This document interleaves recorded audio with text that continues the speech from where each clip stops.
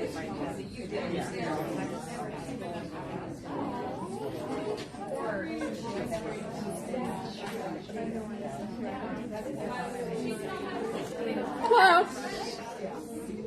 Okay, it's time. Princess Steps. Oh, is the music off? Can you turn the music off, please? Thanks. And turn your phones off if you haven't already. Thanks.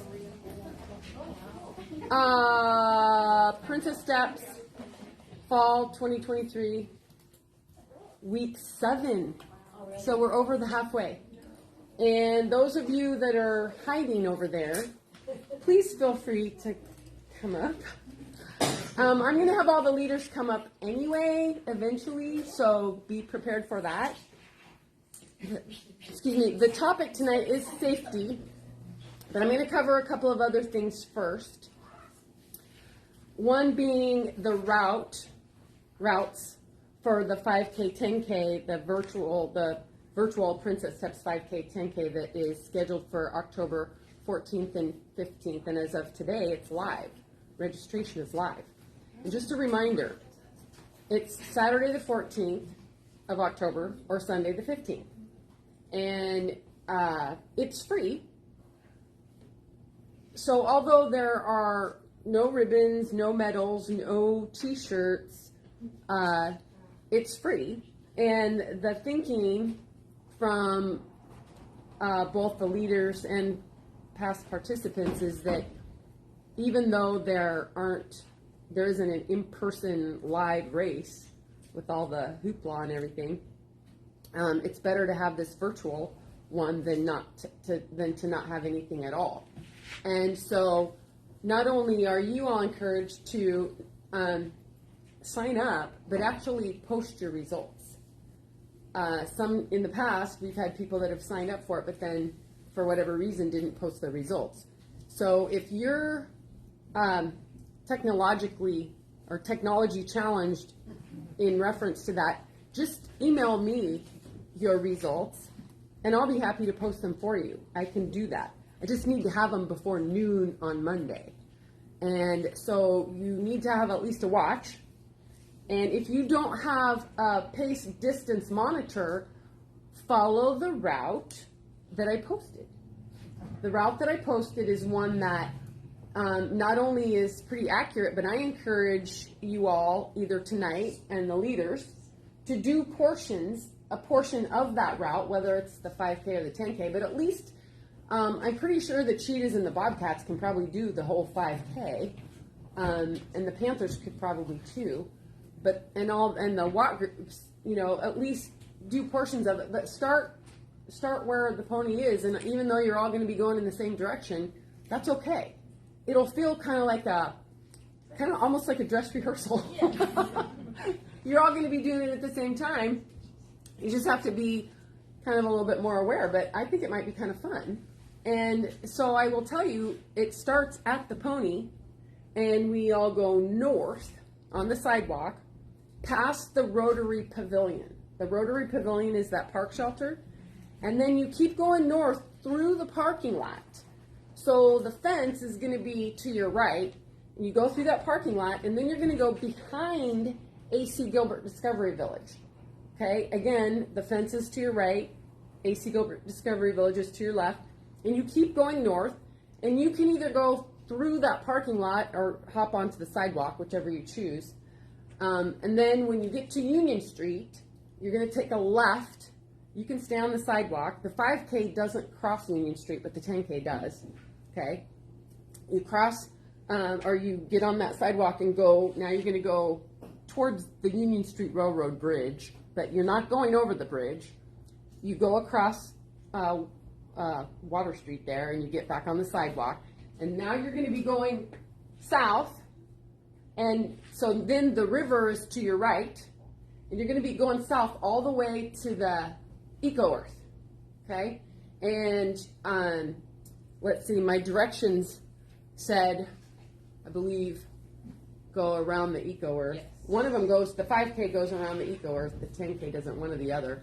But it's on the directions. And then when you go over the bridge into Minto, You simply go all the way around by the Gallagher bench and then come back, and maybe the cougars, the leopards and the cougars might not quite make it that far, but at least you'll have the first part of it, and you'll know in reality that you're going to go all the way to the Gallagher bench. Now, do y'all know what I'm talking about when I say Gallagher bench? Raise your hand. Don't be shy if you don't. Okay. So what it is when you're going into Minto and you go around the trees, then you come to a Y.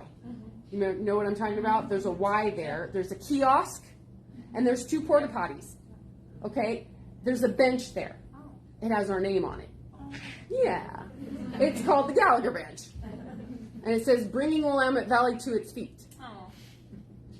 And so you go around that kiosk by the Gallagher bench and come back over the bridge.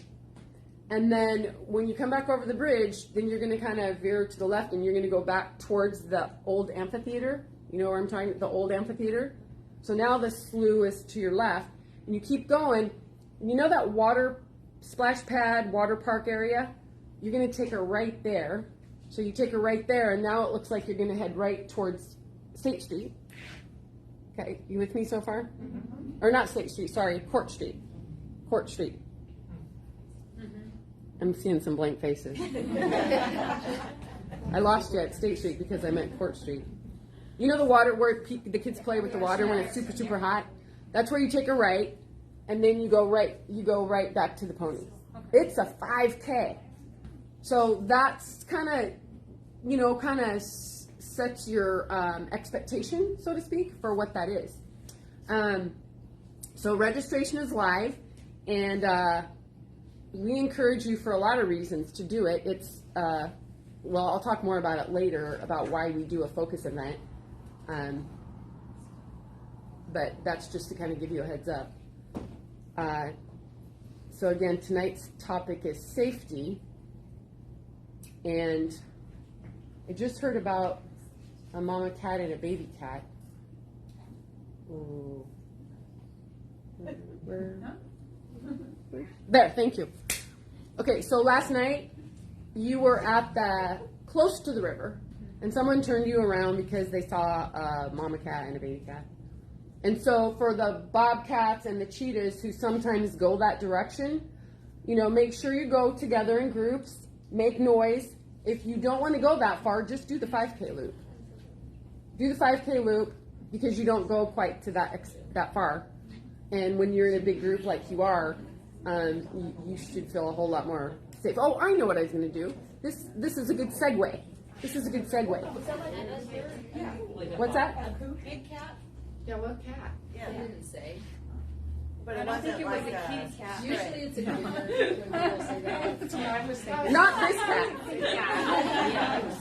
I saw a bobcat, mother and child, in Minto about 2 weeks ago. So that was probably So it's probably a bobcat. Okay. So, that's my suggestion. Just do that 5K I described, because you're not going to go there. You're going to go to the Gallagher bench and come back. And then if you want to still do more, just circle around Riverfront Park again, or go over the Union Street Railroad Bridge if you want more mileage. But I'm going to have you try something right now. Think of being pretty bummed out. And I want you all to assume a posture right now that you are sad. You are sad. Slouchy. Droopy. Look around. Look around. Sad. Don't laugh. Think of something sad. Stop that smiling. Okay, but look around at the people around you. Look around at that posture. Okay? Now, let's shift to confident. Let's shift to confident. Go ahead, put that smile back on. Stand up if you want. Show me your confident posture. Now look around at the people. What do you think? What does it make you think about? How people see you. I mean, your body language, what it tells other people. Mm-hmm. What does it tell people when you're like this?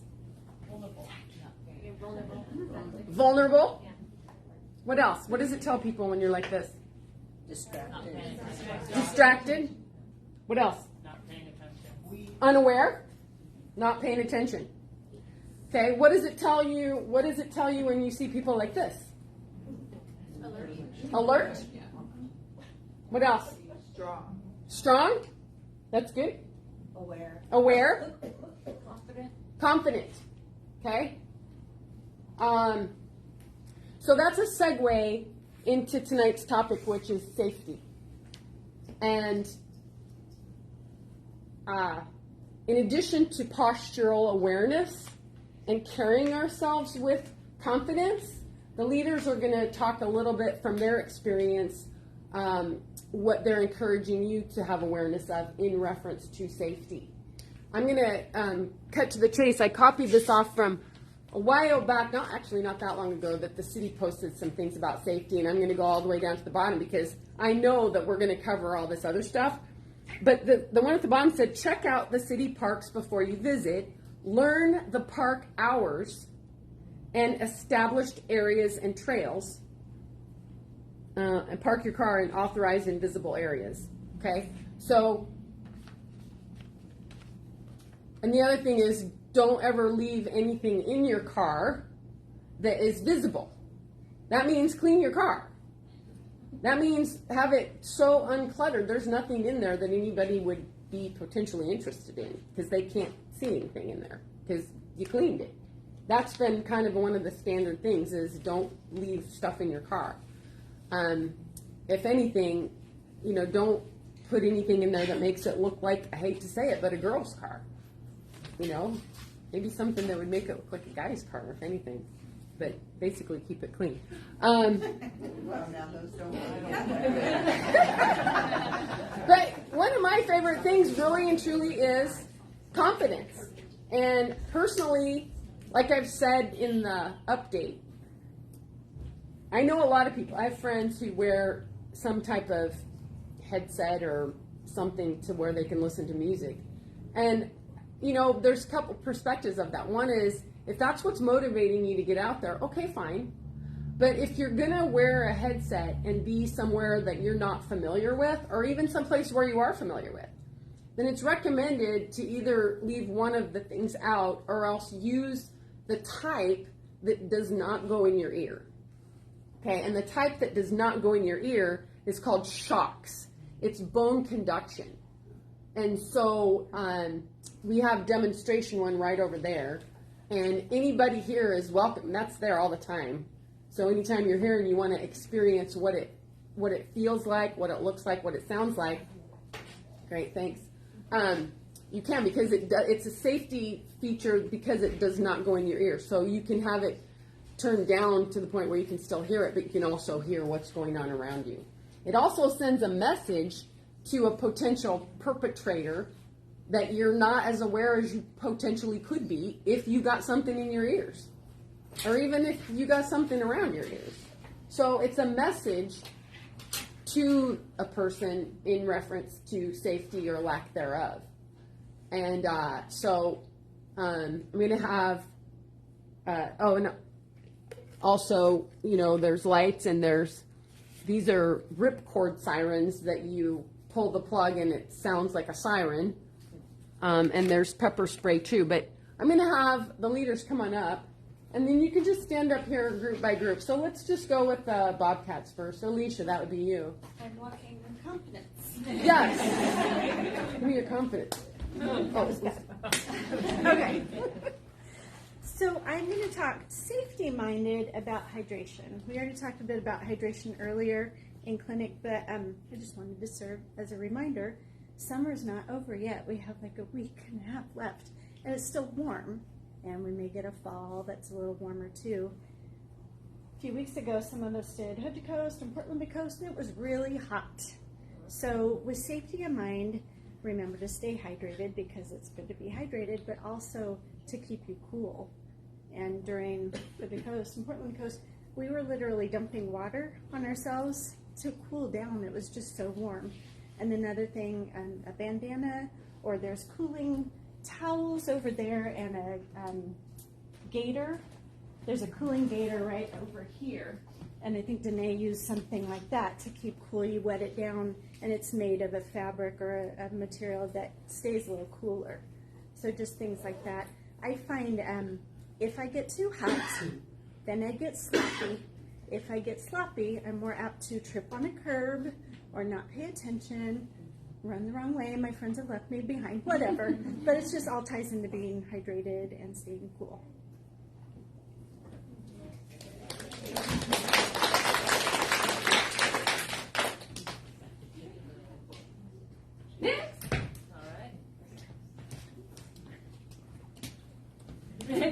All right, so Rebecca and I are going to talk about being seen. So it's getting darker earlier as well as lighter later in the mornings. So this morning was the first morning that I'd gone out to run, wore my vest as well as my headlamp because I want to be seen, but I also want to see where I'm going. So likely within the next couple of weeks for clinic, it's going to get dark before we even head outside. And so it'll be important for a lot of us to have vests, to have headlamps, whatever it is, so that we can be seen and see where we're going. So in the winter, we do our homework when it's like 4:30 or 5 and it's dark already. So these are our hood to coast ones, but there are a lot of these light up vests here. And I've had cars actually pull beside us and say, thank you for wearing those because we could see your family. So I think Can you turn it on? a very sick. This one's on. Yeah. They're just like They're on. right. You just can't see them as well right now. Oh, there we go. Cool. Awesome. And then the headlamp that they have here, which I have in my bag, when you're looking at someone, you can turn it off, which is really cool with your hand, which I think is awesome. So I opted to buy one of those too, which are rechargeable in the wall with no battery. So a certain way you turn it on. Is it this side? You're I okay. think it's on this side. Yeah. I should Stay up here. Okay, so I don't want to blind anybody, but so this is on, When you're talking to a friend, and then it has 3 different settings, and then let's say you turn it on the other side. See the blue light there? You can go like this, and it goes off. so then when you're talking to your friend, you can look at them and turn it off and then turn it back on. So it's like a motion I like it. sensor, and then also, if you hold it down, Oh yeah. it goes to a red light. So you can also use this if you're in the van and you want to take your contacts out or get your chapstick, but you don't want to blind everybody. You can put it like that. Yeah. And then it also, Well, and this one's got There's red. more things. it goes to a flashing red too. Does a lot of stuff. Also, it swivels down. Yeah. So if you want to illuminate the surface closer, So you wear a hat. You want to.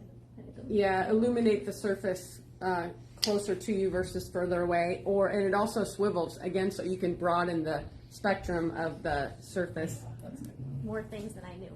So I'm going to be testing mine out. Yeah. Thank you, Susan. Oh, thank you. Okay, Panthers.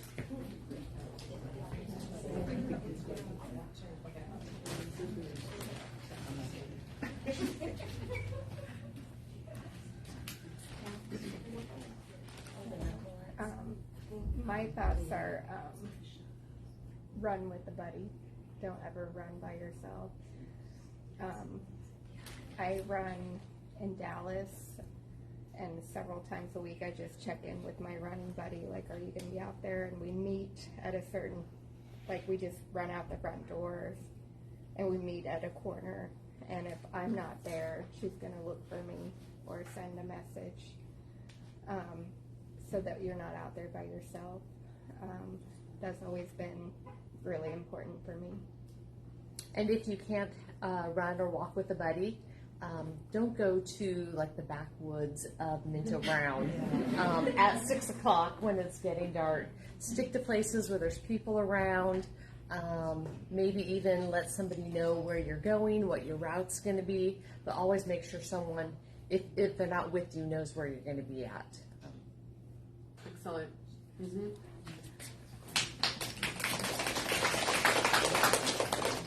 Jaguar. Yeah. The awesome Jaguars. Yeah, the awesome The Jaguars. awesome Jaguars. That reminds me, before you start, that reminds me, the parking lots at Minto, the dog parking lot tends to have the most people. And the cops have said before, the cops that have come in here to talk have said before that that's one of the safest ones to park at. Because there's parking lot 1, which is probably the least safe, maybe. And then parking lot 3, which is usually pretty good. But parking lot 2, the dog parking lot, there's just seems to always be a lot of people there. Yeah. And dogs. I don't know why. My thought is always be aware of what you're doing and where you're going. And it has to do with that confidence thing, in that if you're paying attention and aware, people are not going to come and try to get you from behind because they're like, oh, they're aware, they know what's going on. It's one of those things that you even want to take outside of running, like when you're going to the grocery store, or when you're going shopping, or when you're walking, just whatever. You just want to be aware of what's going on, because if you're sitting here on your phone and doing this, and you don't know what's going on behind you, you're more likely to become a victim. Don't be a victim. And lights are really good. And you just put them on the back. And then you're happy. So to piggyback on the awareness, I was running this morning in the dark, and I did have knuckle lights, but I was further behind than my running partner. And one thing I noticed is, even though I have lights, I was crossing streets, and I was also in an area that other cars couldn't necessarily see me. So that awareness is huge, because I could have crossed in front of somebody and they wouldn't have necessarily seen me, even with my lights. And so I think just being aware of where people are, and not being looking down all the time, just out, it's huge. Now play the aware game. What was that guy's hat look? What did that guy's hat say? What are those, what shoes did the guy wear? What color was his hat? What color is that woman's shirt? Yep. How You tall know. was he? Yeah. What was he smoking? And having that eye contact too, like Acknowledging I see, that, acknowledging that giving you the saw nod, them. waving hello. Yeah. I wave hi to everybody I see out there. Not because I know them, but eventually I do know them, but I wave, I say, hi, how you doing? And then they know that I know. You know. Anyway, that's what we go. And Good job. for those of you that, good job. For those of you that don't know, these are knuckle lights. Some people don't want a headlight. We also have waist lights. These are knuckle lights. And so they're pretty bright. So you're doing this. And I know some of the leaders really prefer the knuckle light. I like knuckle lights because you can look forward, and when you're crossing the street, put a light on the car so they see you. So you can go multi-directions. The knuckle lights, yeah. Panthers? Cougars. That's us. Go Cougars. And everything's gone. I know. So here I am. She said all my stuff. So I'm a 65-year-old woman, and safety is really important to me. So I'm just going to repeat a bunch of stuff that people have said. If you can go with people, if you can find a buddy, if you can get into a routine with other people, that's what's kept me safe. There are times I'm training for something that I have to be by myself, and then I make sure that somebody knows where I'm going, what my route is, when I'm starting, and then I tell them when I'm done. Know your surroundings, know where you're going. I know Minto Brown Park like the back of my hand. I know where it's safe and I know where it's not safe. I just say on the parking lots, parking lot 1 is the one that the cars get hit the most, and I would just avoid parking lot 1 if you can. Parking lot 2 and parking lot 3 have a lot of cars, and so those are the places I go. And parking lot 4, I don't know why you would go into that. I mean, it's if you've got a bunch of friends who are all meeting there, because that one's a very secluded one. So I would just I'd do parking lot 2 or parking lot 3. I grew up in the city. I've walked the city a lot when it comes to making eye contact with people. And there are people in Salem who are not always in touch with reality. But you can just give them a nod, a look, and it makes people feel better. You know, you don't have to be. If you respond like you're afraid of them, they can kind of amp up over you. But if you're just nodding and walking, nodding or running, and just keep going, don't stop, it just has a much better reaction from people. And it lets them know that you saw them, which is a good thing. Yeah, and sometimes they get upset though when they're in their own world and nobody sees them, and so it's sort of a positive thing sometimes. And then I guess the last thing I just say, I won't keep rambling on, is so we have watches and we have phones and we have GPSs. You don't have to use them, but I can walkie-talkie into this. That doesn't mean anybody's going to hear me, but if I'm in a quiet place and I see somebody coming, I will say, "Hi, Connie, how you doing? I'll call you back and just live it." I don't know if Connie heard me. I don't care if Connie heard me. And they don't know either. You can take your phone and you can put it to your ear like you're in the midst of a conversation. Nobody knows what's going on. And it just keeps you safer. That's really a good point. Yeah, everything's pretty much been covered that I can think of. But I always try to go with someone. I mean, that is my thing. I love being with someone, and that's part of it. But my best friend is my dog. And I'm telling you, if anybody tried to do anything, man, he would be all over him. So that's my walking buddy, running buddy. That's awesome. Okay, thank you. Diane? And Gail. Where's Gail? Right here. Oh, there we go. There we go. Well, and I just brought, this is like Jana's, only mine's purple. Sorry. But this one's nice because it has 3 different settings. That's so wrong. I know, I'm sorry. And you can clip it on like anywhere. And then I brought a couple of these little guys that they sell up front. And they can clip like, you know, if you've got the pocket on your running tights. I like this one for Halloween. Oh, they're super lightweight. They are. They're magnetized. Except they stick to everything. Like I had them in my purse and my pen was sticking to it. Anything that was metal. And the other thing I like is like if you are walking a dog, you can just clip that on their collar. Yeah.